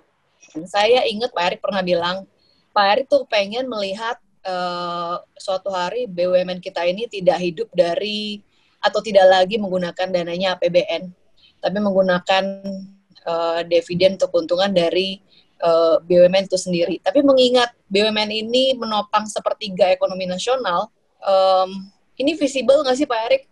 Bisa dilakukan nggak, dan butuh waktu berapa lama, dan butuh kondisi seperti apa ya? Itu aja dari saya, tetap semangat buat Pak Erik. Makasih. Ya, ada 2 jawabannya. Satu, sebagai kementerian kita harus siap. Karena kita tahu sekarang Kementerian BUMN sendiri kan dana dari APBN-nya sebenarnya cuma 244 miliar untuk bayar gaji, bayar gedung, listrik, dan lain-lain. Ya. Jauh lah dibandingkan beberapa institusi yang pengawasan yang triliunan. Gitu. Kita cuma 244. Nah, memang ini yang kemarin kita sudah bicara dengan Bapak Presiden, dengan Bu Sri Mulyani. Justru kita kalau mau merubah pola pikir ya mesti di kementerian dulu. Karena itu kemarin kita bongkar total, sesmen, deputi semua, bukan berarti apa-apa. Ya, memang kita harus ada penyegaran. Dan strukturnya sendiri kan kita rubah kemarin. Yang ada 7 deputi, semuanya megang portfolio, kita rubah deputi menjadi fungsional. Seperti di korporasi ada deputi keuangan, HRD, dan hukum. Wamen bersama saya megang portfolio. Nah, itu 2 hal sudah terjadi, tetapi tentu terobosan yang kita sedang lakukan, kalau bisa 1-2 tahun lagi kita sudah tidak usah mendapatkan APBN, tetapi kita bagaimana di challenge kalau dividennya bagus, kita dikasih 1%. Nah, itu seperti private equity lah, tapi bukan berarti kita mau ke barat-baratan atau ke swasta, tetapi ini yang akan merubah pola pikir seluruh kementerian akan memastikan BUMN-nya harus sehat dalam pengawasannya. Bukan malah tadi jual beli jabatan, jual beli ini, tapi supaya itu menjadi satu arah. Nah, untuk perusahaan BUMN-nya sendiri tadi, saya coba petakan mana BUMN yang lebih ke bisnis, mana yang PSO berat, ataupun mana yang tadi 50-50. Tetapi itu pun kita sudah ada kesepakatan bahwa reformasi daripada pelayanan sosial atau income sosial ini ke depan akan menjadi prioritas oleh pemerintah supaya subsidinya itu langsung ke rakyat, tidak lagi lewat BUMN. Apakah lewat pupuk, apakah lewat PLN, apakah lewat Pertamina, ya ini lebih baik langsung. Jadi kalau memang kita ingin membantu teman-teman yang kurang atau rakyat yang kurang, dia langsung aja dapat cash-nya. Tinggal dia bermain dengan tadi subsidinya yang dia mau lakukan. Nah, hal-hal ini salah satunya yang kita sudah lakukan, contoh tadi apakah di Pertamina PLN akan ada reformasi dan sudah terjadi. Nah, pupuk tunggu tanggal mainnya. Ya, saya tidak bisa menjelaskan sesuatu yang nanti keduluan dibocorin, nanti malah nggak jalan nanti. Tapi sama Bu Grace, kita tetap jalankan reformasi ini, karena memang dengan adanya COVID-19 ini, suka tidak suka, ini waktunya. Kita ini dipaksa harus berubah dengan ada COVID-19. Mau nggak mau harus terjadi. Apakah nanti percepatan teknologi, apakah percepatan model bisnis yang berubah, ini sesuatu realita. Ya, mungkin bukan nggak mungkin juga ke depan Bu Grace waktu kampanye udah beda juga sekarang. Nggak Pak kampanye online, bukan turun kayak ke stadion kayak kemarin gitu. Ya, terima kasih Bu Grace, terima kasih Pak Erik. Pak, di pertanyaan terakhir, saya akan kembalikan pertanyaan nanti sebentar ke Pak Moderator, Pak Heri. Tapi teman-teman ada banyak yang nanya tadi Pak, sekaligus kesempatan menjelaskan kepada komunitas bisnis, sebenarnya spirit apa yang ingin ditanamkan lewat logo baru ini Pak? Warisan legacy apa yang Pak Erik ingin tinggalkan buat bangsa ini di BUMN? Dan juga Pak, kalau berkenan Bapak berbicara sebagai mentor kepada para pengusaha di tempat ini, what will you say? Satu hal apa yang penting from your heart, dari hati Bapak yang ingin sampaikan sebagai mentor kepada para pengusaha dan pelaku dunia usaha di tempat. Ya, saya rasa ini bukan hanya pergantian logo, tetapi ini sesuatu pergantian filosofi dan transformasi dan implementasi. Kalau kita lihat logo BUMN sebelumnya itu nggak ada Garudanya sama sekali. Jadi jangan disalahkan kalau tadi teman-teman di BUMN lebih mentingin diri sendiri, bahkan logonya itu orang meluk gitu, meluk barang, ya kan? Nah, kalau ini ada Garudanya, itu mengingatkan bahwa kita ini bekerja untuk tadi bangsa dan negara. Karena itu logo Garudanya kita munculkan di situ. Font BUMN sendiri itu artinya apa sih? Kenapa melengkung-melengkung? Itu intinya bukan font yang kaku, tetapi kita itu merupakan font yang kita bisa bekerja sama, membangun ekosistem, adaptif.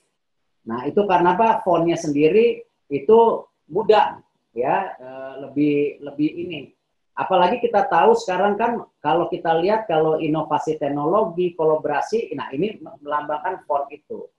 Yang lainnya sendiri kita rubah juga. Kenapa BUMN untuk Indonesia tadi?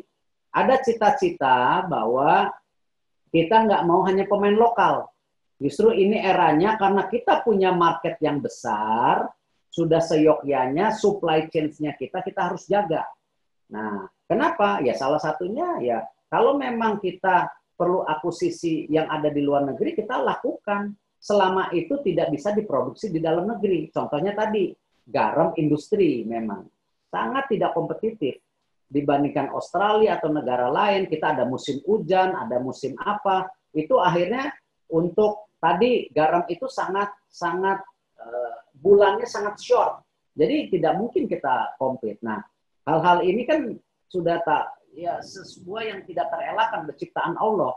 Nah, karena itu kita juga mengganti menjadi BUMN untuk Indonesia supaya tadi kita ini banggalah sebagai Indonesia. Kalau bisa kita tancepin bendera merah putih juga di luar negeri, tidak hanya di dalam negeri, tetapi kita juga sama.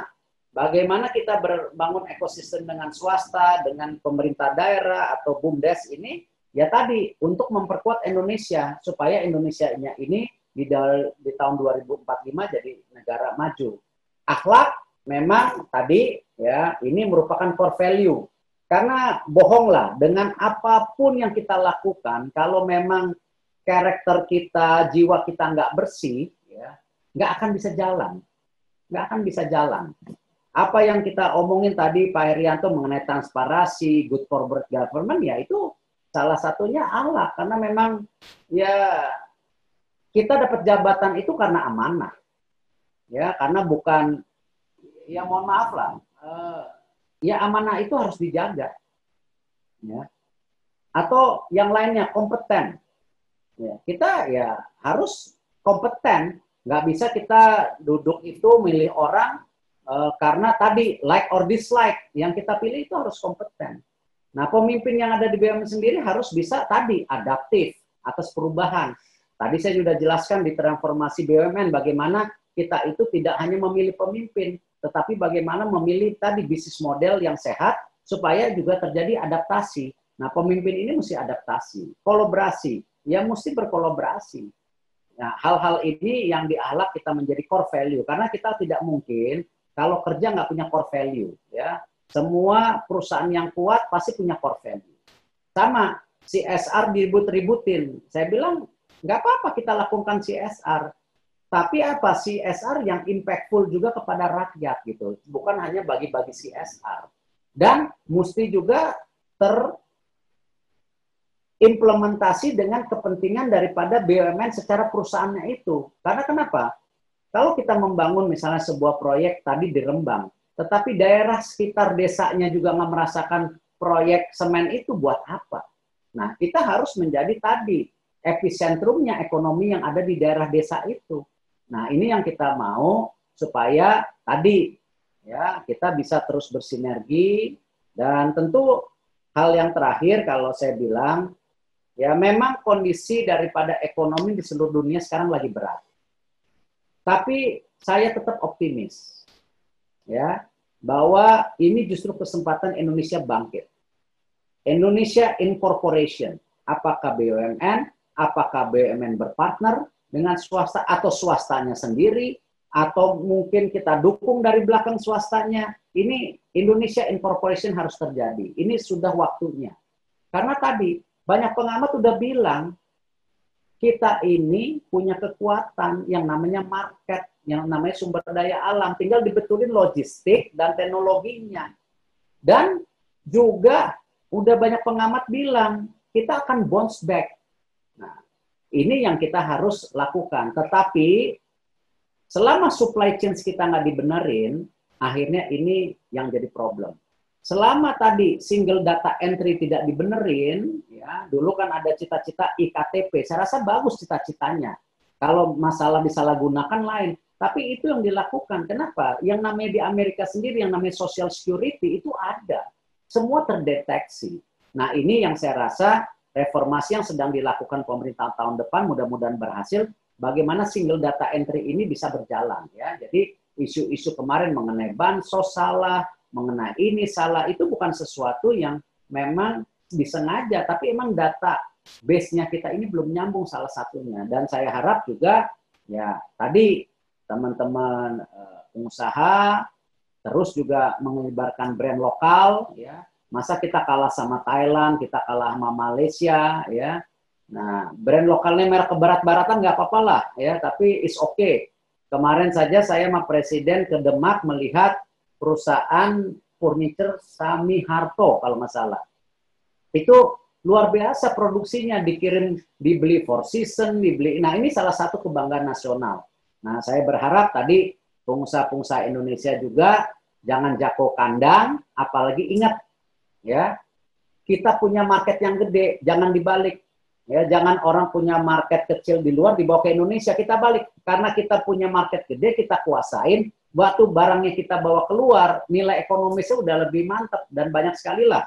Sekarang seperti Kalbe, Mayora sudah melakukan itu. Dan saya berharap lebih banyak lagi pengusaha yang bisa menjaga tadi bagaimana supply chain dan brand lokal ini terus berkembang. Ya, thank you Pak Erik. Pak Heri, closing remark dari Pak Heri, silakan. Terima kasih Pak Julian. Pak Erik luar biasa, sangat komprehensif, sangat gamblang. Mungkin saya tidak akan summarize semua, saya kasih catatan garis besar aja menurut pandangan saya sebagai analis. Saya melihat transformasi Pak Erik ini untuk menuju 2045 tidak pakai yang ribet-ribet, transparan, KPI yang jelas, pakai orang-orang yang paten yang bisa dipercayai, gitu. Dan sebagai analis kita juga melihat sebagaimana orang bisa mencapai ability to execute itu tentunya dengan track record yang luar biasa seperti Pak Erik. Jadi kita semua harus siap-siap melihat transformasi yang luar biasa. Sebagai private sector juga kita bisa terinspirasi dan juga jangan ketinggalan juga. Demikian, terima kasih semua. Pak Erik, luar biasa. Ya, terima kasih Pak Heri. Pak Erik ada special gift nanti yang kita akan berikan di Zoom ini juga. Tapi mengutip dari perkataan Buya Syafi'i Pak yang bagus banget, ini untuk spirit launching yang Bapak lakukan di BUMN. Siapapun termasuk Pak Erik yang telah memilih jalan kebenaran dan kejujuran tidak boleh berhenti di tengah jalan. Betapapun terjal, panjang, dan berkeloknya jalan itu. Special gift untuk Pak Erik dari Pak Paulus Bambang. Kami persilakan. Ini adalah karya terbaik dari komunitas tunarungu untuk Pak Erik, ya, sebagai kenang-kenangan. Dan yang bikin kalimat tulisannya adalah persembahan dari Pak Paulus, komunitas tunarungu dari Precious One yang membuat boneka 3 dimensinya. Silakan Pak Paulus Bambang. Ya Pak Erik, terima kasih sekali hari ini. Ya, saya kayak sebagai orang swasta, saya merasa hari ini berhadapan kayak presidir saya di Astra. Jadi ini kayak presiden, direktur, andaikan semua 1.000 orang lebih atau 2.000 orang, ini lagi berpikir, kapan saya punya CEO kayak Pak Erik? Karena visi bisnisnya clear dan clean. Semua pikir begitu nih ya. Walaupun umurnya baru saja 50 ABG Pak Arif itu. Yang kedua, sebagai masyarakat Pak Erik, semua lagi mikir nih, ini kayaknya saya berhadapan menteri rasa Menko ini. Karena policy integrasinya jelas ini. Jadi atas nama KBC, saya justru bikin singkatan, karena saya tahu Pak Erik, saya main sama Pak Boy segala macam, rasanya nomor 1 itu entrusted, Bapak dipercaya, sehingga orang tuh kaget, tiba-tiba kok muncul Pak Erik yang semua orang kayak ini kayak Gatot Kaca mendadak lahir bles gitu aja, dan orang nggak tahu tiba-tiba dari Asian Games kepala pemenangan pemilu dan sekarang menteri entrusted. Yang kedua, dengan tadi Bapak ceritain, Bapak tuh risk taker, Bapak risk your life, risk your reputation. Yang Bapak di swasta udah enak, kata Grace, tapi ini Bapak berani. Ini adalah risk, artinya Bapak nggak mikir diri sendiri nih. Karena saya tahu persis, Bapak nggak mengharapkan gaji dari menteri. Tapi ini betul-betul risk your reputation, dan orang yang berani risk your reputation itu akan dapat blessing dari Tuhan.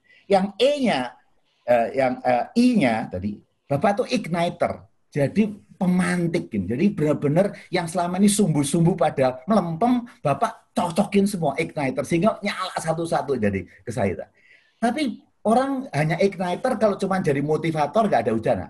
Nah, C-nya dengan confident membawakan kayak ini sudah things done, came to pass gitu. Jadi saya tadi lihat 1 jam, rasanya nggak ada keraguan bahwa ini akan gagal. Karena Bapak dengan confident menyatakan bahwa ini adalah sesuatu untuk Indonesia, dan Indonesia harus mencapai 2045, sehingga kita yang mendengarkan sebagai rakyat, rasanya kepercayaan kita bukan 100 nih, 120% bahwa things will be done. Nah terakhir, bukan hanya orang pinter jadi igniter, confident, Bapak juga tukang jahit yang igniter. Jadi satu-satu dipilahin, nggak cari musuh, pelan-pelan yang robek dibuang, tapi neter yang sangat luar biasa. Jadi kami sangat bersuka cita bahwa Pak Jokowi memilih orang seperti Pak Erik ini, dan kami doa nggak hanya berhenti di sini, Pak. This nation needs you more than you need yourself, and even your family needs you. Karena this nation need orang-orang yang punya integritas, yang dan punya punya jiwa yang engarso sung tulodo, ing madya mangun kalso dan tuturi handawani. Rasanya saya melihat profil ini ada di tempat Anda. Terimalah persembahan dari Precious One, kami dari lokal, Pak, tidak pakai yang luar, mengingatkan Bapak bahwa ini adalah persembahan yang terbaik buat Pak Erik yang bisa kita lakukan. Diharapkan Pak Erik bisa terus maju, dan kami percaya semua orang terinspirasi hari ini. Terima kasih banyak Pak Erik. Terima kasih. Ya, semoga berkenan diterima, nanti kami kirim Pak Erik ya ininya bonekanya dan frame-nya juga, dan semoga kata-kata yang tadi disampaikan Pak Paulus Bambang menjadi doa kami bersama semua, Pak. Ada kurang lebih 1.500 sampai 1.600 yang bergabung malam ini, dan sukses, sehat terus buat Pak Erik, jalan terus Pak. Ada orang benar pasti banyak yang dukung, Pak, ya. Dan seperti janji saya tadi di awal, teman-teman siapkan cangkir. Saya nggak tahu caranya, tim admin sudah mempersiapkan foto dengan Bang Erik sambil ngopi dari tempat masing-masing. Siapkan cangkirnya sebagai sebuah toast launching logo dengan spirit baru BUMN, dan doa untuk Pak Erik untuk sukses dengan semua rencananya. Silakan Pak Riki dihitung ya, kami siap-siap aja, nanti semua screen akan di capture, jadi jangan khawatir semua kebagian ya. Silakan Pak Riki memimpin. Screen yang lain sudah ya, oke. Baik, Pak Erik bersama-sama dengan komunitas ini, kami tadi udah dengar Pak Erik juga bersedia menjawab pertanyaan, ada 50-an pertanyaan ngantri tidak terjawab. Saya nggak tahu bagaimana caranya, entah Bapak mau pakai voice note atau apa, nanti kami ulik, tapi kalau mau tertulis juga boleh, kami akan sebarkan, sampaikan kepada teman-teman. Ya. Terima kasih Pak Erik, terima kasih sudah bergabung, waktunya sudah diberikan bonus yang luar biasa, kiranya semua kita dapat inspirasi malam ini. Saya akan kembalikan kepada MC, dan buat teman-teman yang tadi bertanya, VIP guest kita kalau berkenan masuk breakout room untuk silaturahmi, dan dari teman-teman banyak yang nanya minggu lalu Pak LBP bagaimana rekamannya, ya kami sedang ulik lagi. Akan ditayangkan di YouTube, nanti akan diinformasikan. Jadi kita akan dapat informasi lebih lanjut lagi, subscribe di YouTube channel Kingdom Business Community. Sekali lagi terima kasih, selamat malam semua, dan terus menjaga. Terima kasih Pak Erik. Ya, terima kasih. Ya. Silakan Pak Tommy. Ya, terima kasih Pak Erik dan juga moderator kita Bapak Herianto Irawan. 1.000 lebih usahawan dan profesional dari komunitas dunia usaha di Zoom. Dan juga tadi kita pantau 500 lebih yang ada di live YouTube. Terima kasih Pak Erik di tengah kesibukannya membakar kita semua. Tadi pesannya menyemangati dunia kerja dan dunia usaha, brand lokal harus maju. Dan ini semoga jadi bekal kita bersama untuk kita semakin semangat untuk memajukan ekonomi Indonesia. Pandemi boleh berjalan, tapi ekonomi juga harus lebih kebut berjalan. Terima kasih, dan saya akan sampaikan beberapa pesan untuk Anda sekalian di malam hari ini. Pertama, terima kasih bagi Anda yang sudah bergabung di sosial media Kingdom Business Community. Kami hadir di Telegram, kami hadir di YouTube channel, dan juga hadir di Instagram. Yang belum bergabung, silakan gabung bersama kami. Kami adalah komunitas dunia usaha yang belajar untuk mempraktikkan nilai-nilai yang kebenaran, nilai-nilai yang bersih, nilai-nilai yang kami perjuangkan, semoga sesuai dengan semangat Sang Pencipta. Terima kasih, semoga malam hari ini menjadi semangat untuk dunia usaha dan dunia kerja Indonesia, dan semakin jaya Indonesia ke depan. Terima kasih, Tuhan memberkati.